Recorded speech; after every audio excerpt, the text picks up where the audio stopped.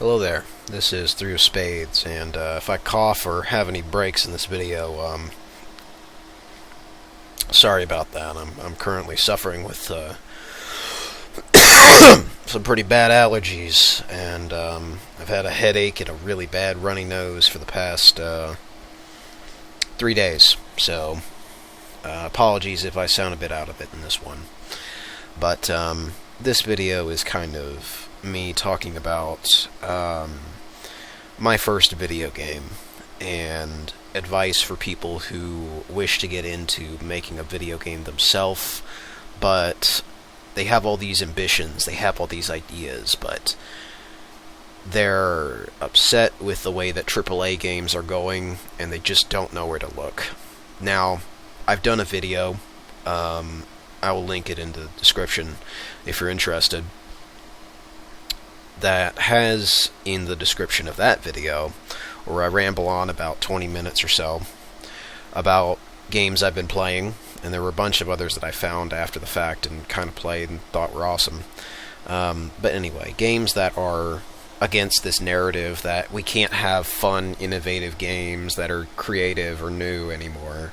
You can go to a completely different section of the game industry, because the game industry isn't just all the big name companies with the marketing. It's the indie companies, it's the budget games, movie licensed, At times people call it shovelware, but really the games that people tended to overlook or were part of already existing IPs from Hollywood were where I mostly took inspiration for my own game, and why it is I even made my own, and why it is I'm making this video, so you can learn from somebody who was stubborn, stuck to his ideas, and paid the price, not so much with his money, but with 7 years of his life. That way, you could be ahead of me. Because here's my way of thinking. Don't repeat my mistakes. Be better than me if you can. Because I don't want you to suffer like I did. I don't want anybody to. You should not have to claw and try to fucking scratch and, have it hard when you're supposed to be using an engine that quite clearly labels itself as the easy game maker and game making for everybody. So, to the majority of you who didn't even play the game, I would know, because I have the numbers to back that up, and the final game came around to about 44 downloads. That did not account for anybody who played the game, that is just who downloaded it. That's not to say that anybody who downloaded it didn't just immediately, throw it away or not bother. So, 44 people who ever downloaded the final game, which is on itch.io. That is what I have to show for 7 years. And I know, statistically, that you could do better than me. And you should. You should not fall for that mistake. When I started making Rogue Planet, it was because I had grown up with Star Wars.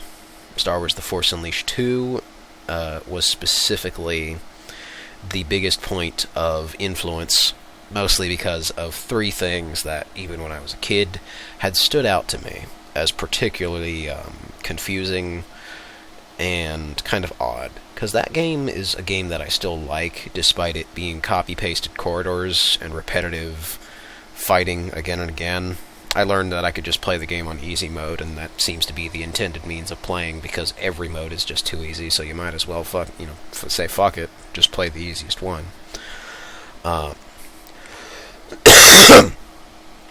Sorry.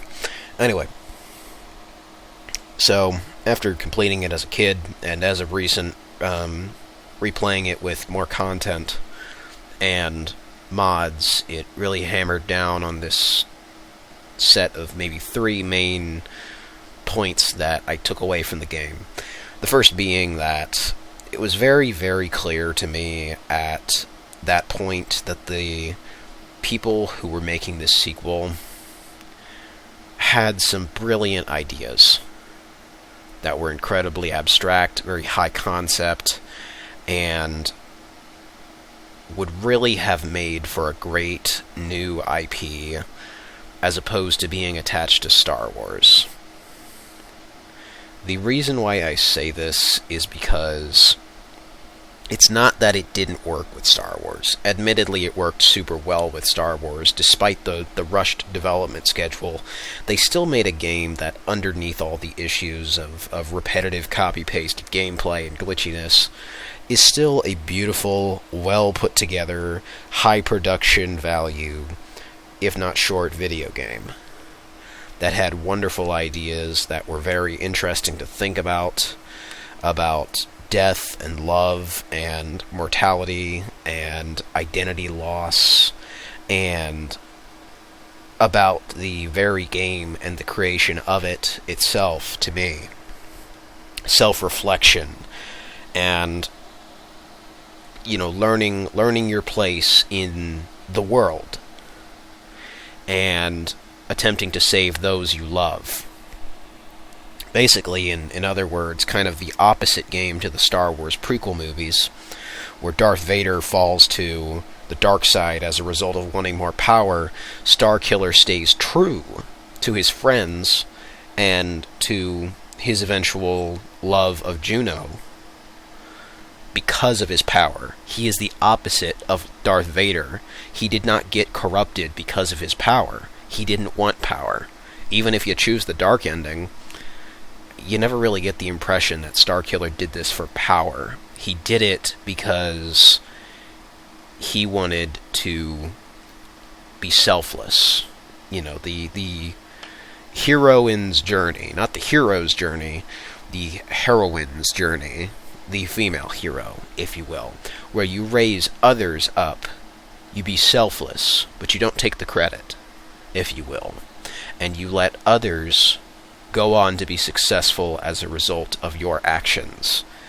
That is not a story that I expected to be written about Star Wars, much less one that would be very well thought out across one game, much less two.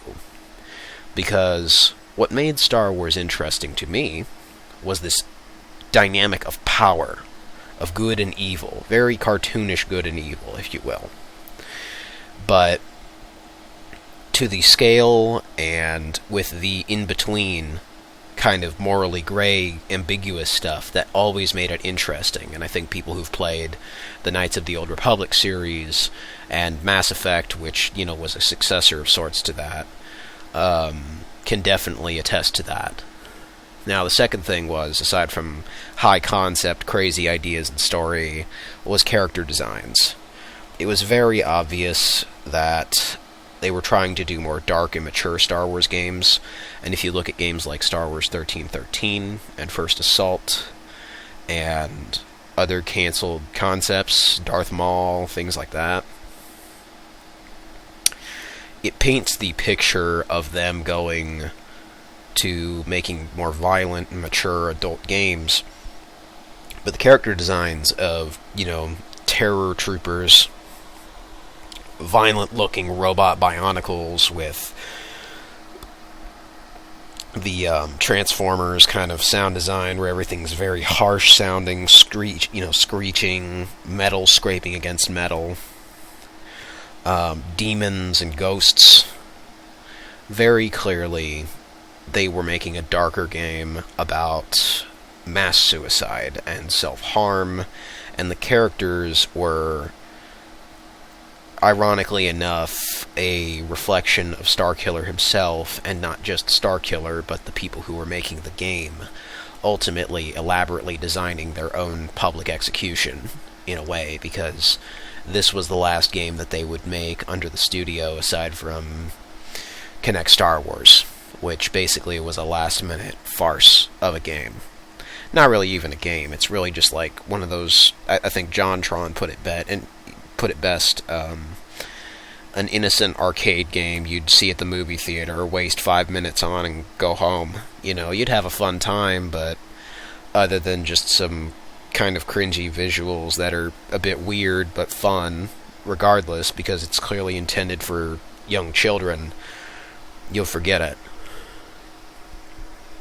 it's harmless, but it is fun. And the thing with The Force Unleashed 2 is with these designs that are clearly more dark, and the symbolism behind them and the timing is... It always stood out as odd to me, because obviously as a little kid I didn't understand business and video games and the real world and money as I do now. But the kind of darker story I took an interest in, and the themes of identity, finding yourself, and the world around you. And the third thing that kind of stuck out to me was they had all these new ideas, but it just, it wasn't Star Wars. Star Wars was always very simple. Star Wars was always very basic.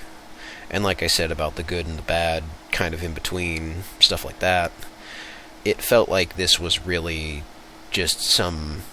If they had done some new IP, and they never got to. So I imagined, kind of even as a kid, what would that have looked like? And I started making little drawings and prototypes and monsters for a game that would eventually become Rogue Planet. And Rogue Planet was the culmination of like hundreds, if not thousands, of crazy, weird concepts that I had smashed into one mega project.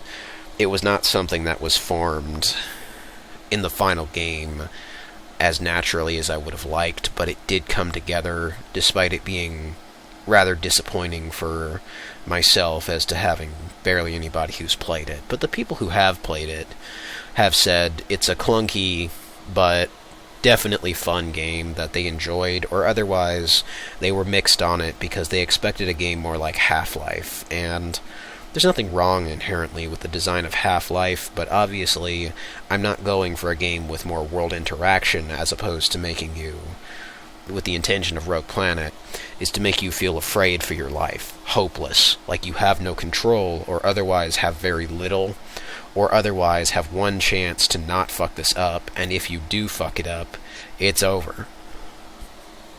There's no going back. The final choice of the game, where you have this ultimatum, is made at the beginning, basically. In order to complete my game successfully, you must murder a man for no reason.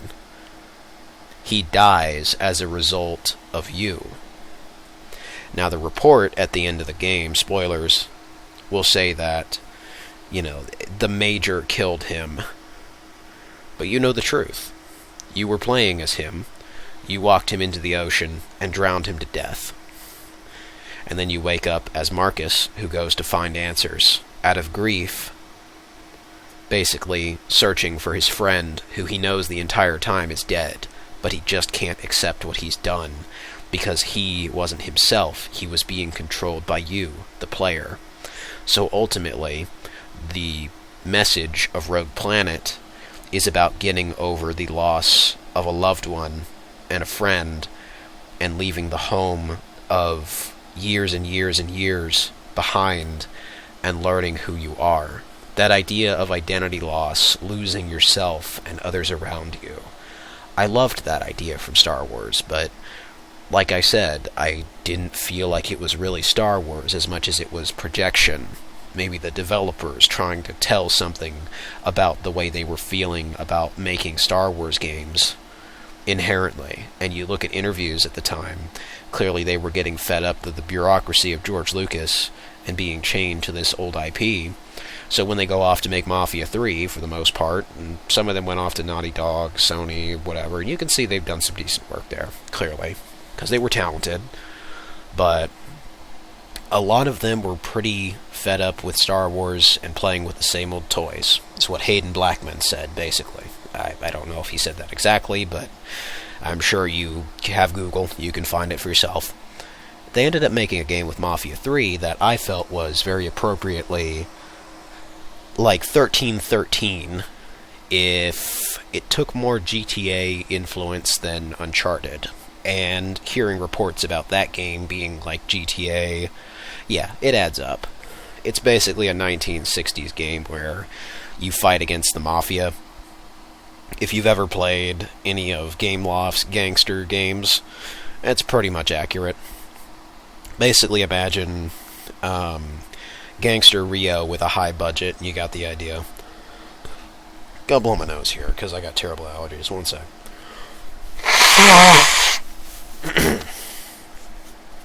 Thank you for bearing with me on that. But anyway, as I was saying, Mafia 3 is basically a high-budget mobile game, which, you know, if you're like me and you actually enjoy mobile games, nothing wrong with that, although it's bound to put some people off when they had more classical expectations where you play as the Mafia as opposed to against the Mafia, which playing against the Mafia is rather contrived and cliche and just is kind of boring to a lot of people, and that's fine. It's cheesy, it's glitchy, and at times the game doesn't really work or run very well, and I can see how that would put people off, but to me it was always interesting because it did show me at least what 1313 could have been. Even through all of the weird technical issues, it was a game that they made with love, and despite the weird lighting that's kind of half-baked, unfinished, really fucky, the weird driving physics, open world where shit kind of glitches in, spawns in at random, it's a janky game. It feels like something you would have probably seen from Focus Home Interactive as opposed to Take-Two. But it's clearly something that they cared about making, and I am glad in particular they did not censor any of the racism or bigotry in there, and were true to showing the stuff authentically, because it's real American history that, although is unfortunate, would be disrespectful to anybody who has suffered as a result of that. And they have a pretty honest and upfront disclaimer about that, and I have to agree with. Yeah. Making, discrimination is bad. Don't do it. Just be nice to each other. Be excellent to each other, as Bill and Ted would say. And, the thing with Mafia 3, I looked at that, I looked at a few other games, Battlefront, 1313, First Assault, whatever it be. And these kind of shaped my own game with Rogue Planet. And the biggest issue I had up front was the scale, and if it should be open world.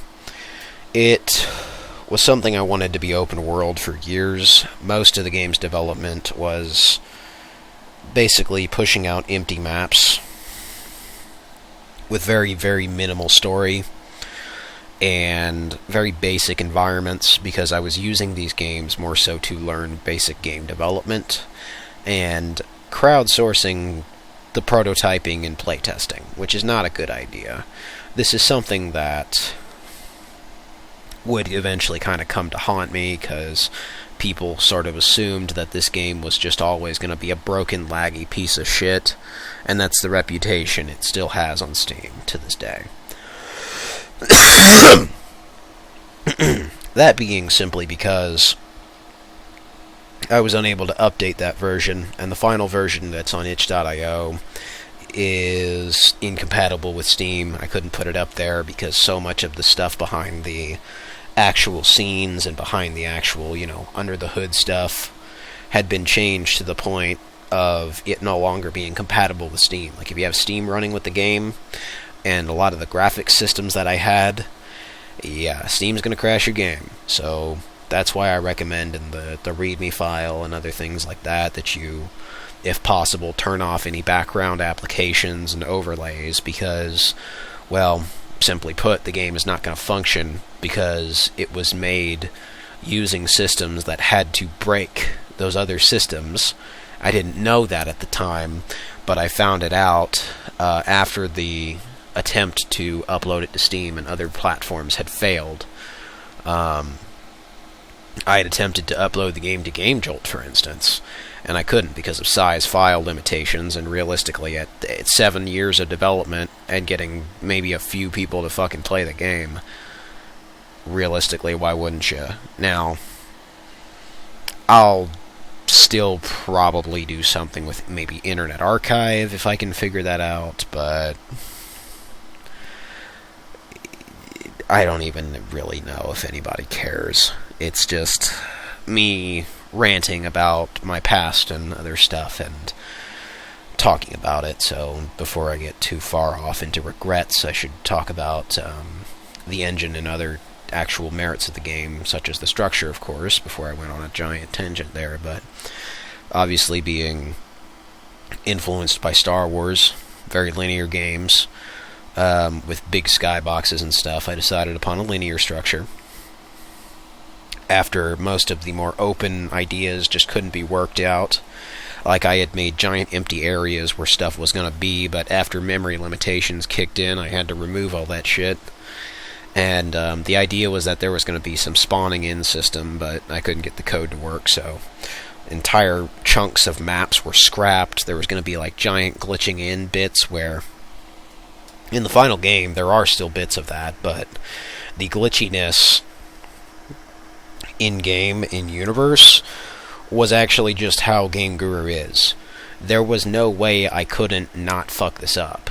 So basically, if I couldn't fix it, I would use this glitch or this bug to my advantage, and at times it makes the game uncomfortable to play because you can't tell if it's intentional design or the engine being unstable. It's a bit of both.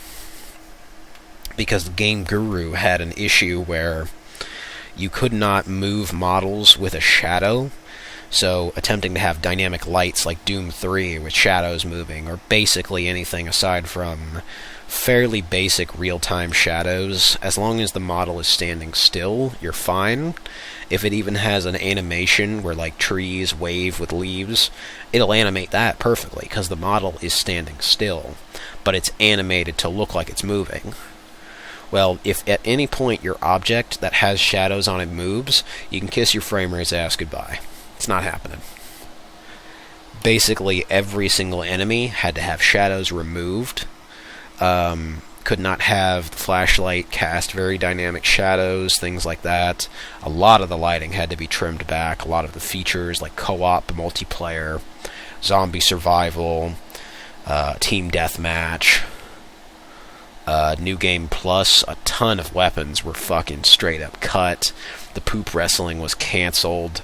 The museum, I only have some vague screenshots of left, but there was a museum level, kind of like one concept they had for the Stanley Parable, where you're out in the middle of a field, basically, and you see screenshots of the game before they made it into a proper actual museum.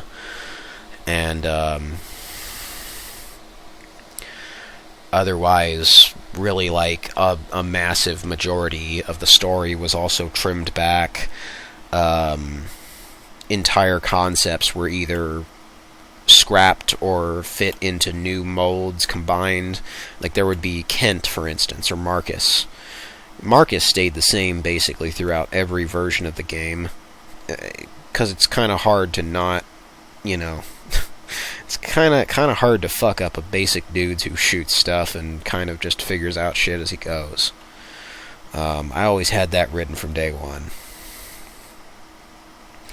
But meanwhile, someone like Kent didn't exist. He didn't exist in older builds of the game, older versions. Kent was like 7 characters smashed into one, and Mike was originally a character named Nathan Matthews, and like 3 other characters who didn't have names as much as they just had personalities and backstories. He was like partially a lumberjack, partially a gargoyle, partially a robot who was also a fish. Aurora was originally like an angel, demon, mermaid woman who spoke with a robot's voice and had eyes that were kind of akin to General Coda, where she was blind.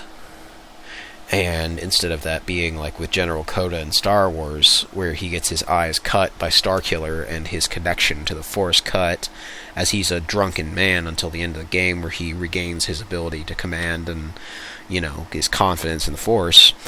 Aurora was blind from birth due to her being like a demon or almost a stillborn child.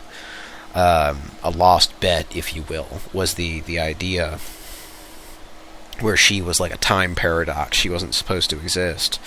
Or most of the soldiers, oh god, yeah, the major, the army, were basically relegated to nothing more than just an ensemble cast of characters really only there to clean up the environments and give some reason as to why you couldn't go back there later.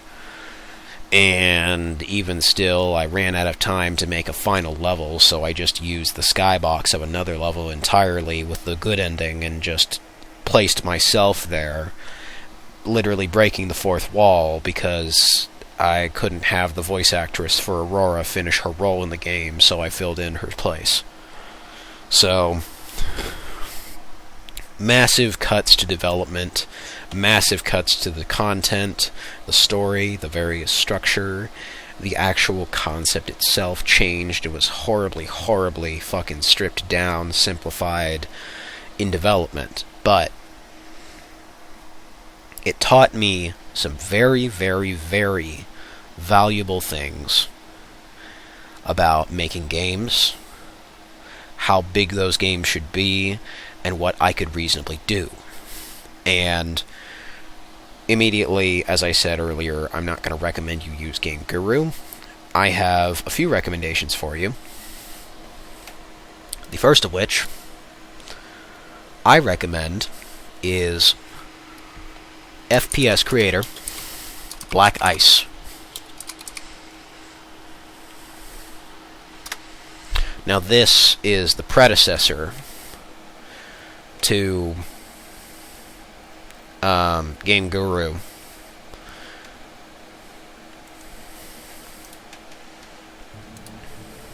Hold on, let me see if I can find it.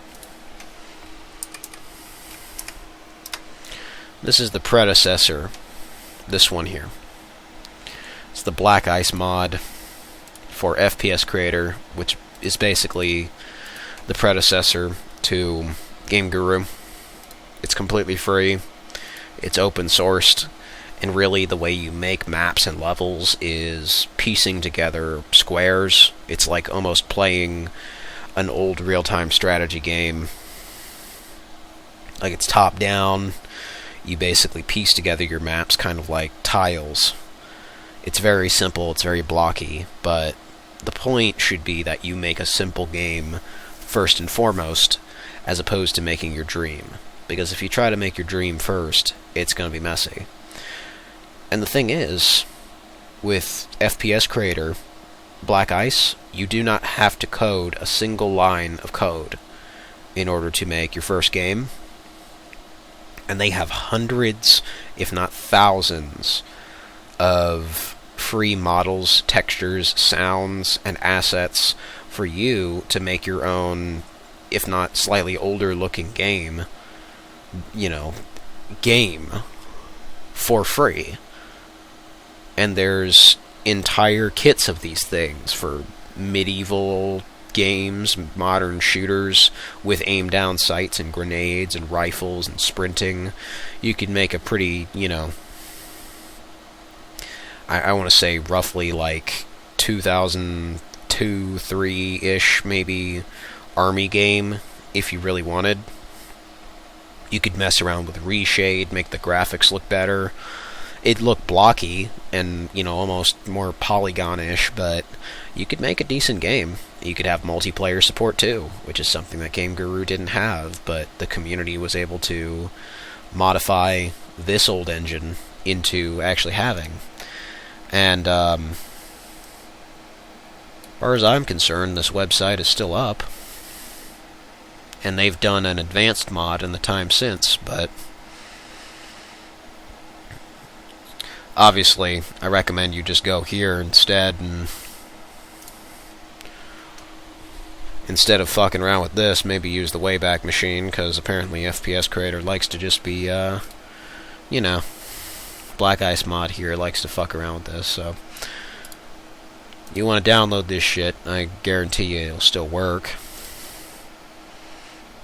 I mean, hell, it seems to work on Windows 8, apparently. So, that's nice. Even though they want you to join their Discord server. Fuck their Discord server.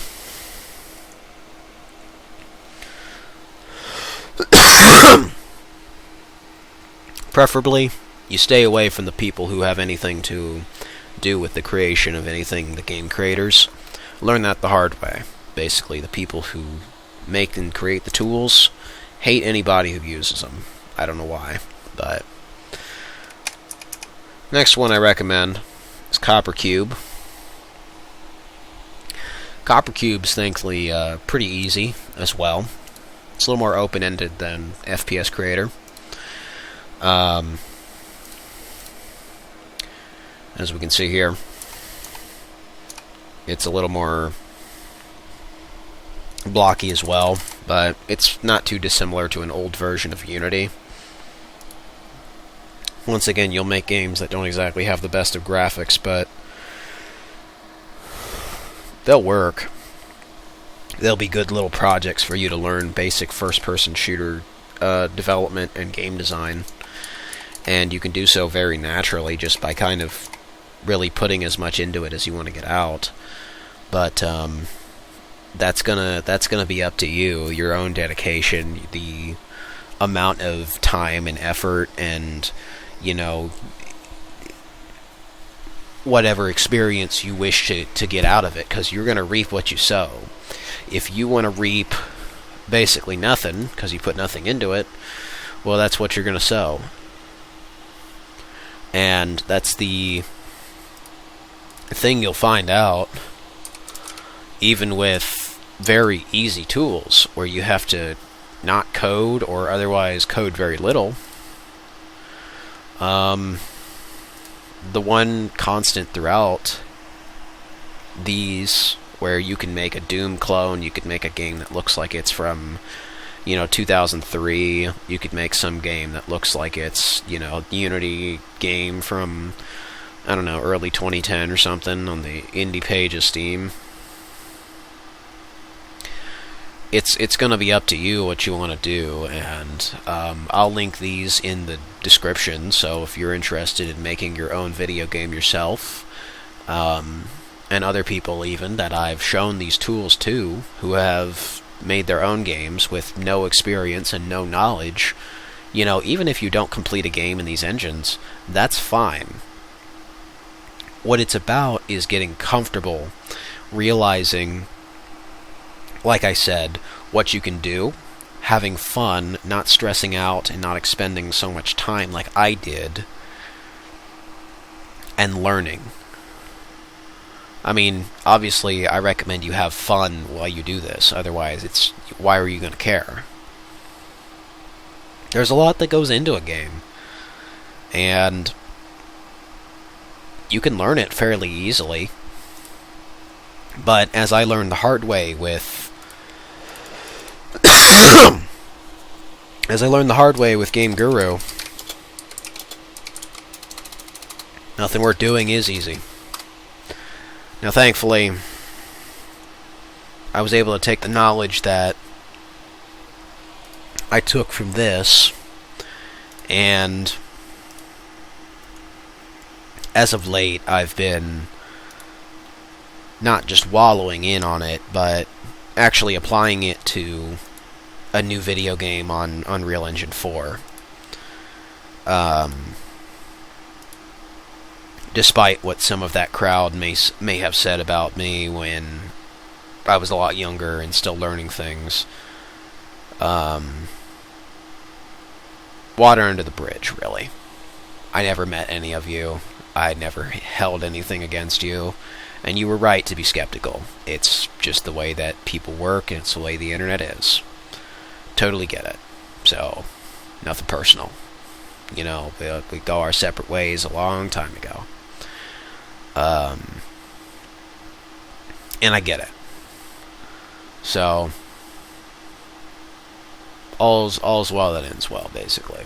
But you can see when you look at even some of the earlier trailers of Rogue Planet that I did on the channel, where they were definitely a little more well, they were a bit out there for sure. Kind of games like this where they looked very basic. The fog was definitely one thing, the view distance that I eventually kind of got up. You know, using the same environments over and over again, but then again, I saw that from AAA games, so whatever. You know, Force Unleashed, the whole thing with that is, you know, reusing the same maps to show you the consequences, but it's halfway lazy, so I don't blame people for being against that. But yeah, the visual and technical progress that I had made, I always love making big destroyed places, and it was this natural love of destroying things and YouTube poops that eventually kind of led to me making video games.